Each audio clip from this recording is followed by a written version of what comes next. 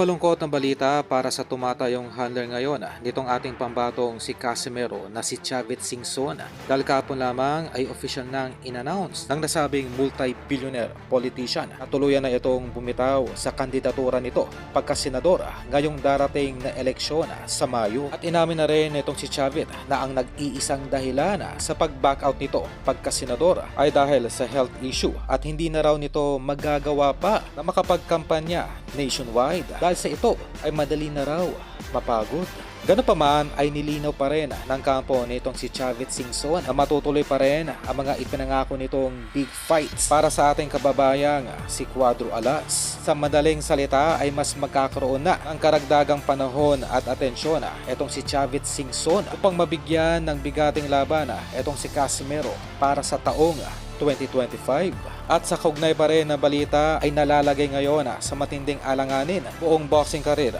nitong si Casimero dahil ating napag-alaman na tanging itong laban lamang ni Alas kontra Ahmad Aliv ang nag-iisang opsyon dito kay Casimero upang ito ay makabalik pa sa international boxing at may salba pa ang lumulubog nitong rankings sa mga sanctioning bodies ng IBF, WBA, WBO at ang WBC. Subalit ang malaking problema lamang ay kakailangan nitong si Casimero natanggapin ang demand nitong kampo ni Ahmad Aliv na kung saan ay matutuloy lamang ang naturang laban ng dalawa kung dadayo ng Uzbekistan itong si Casimero sa mismong teritoryo at baluarte ng malaaserong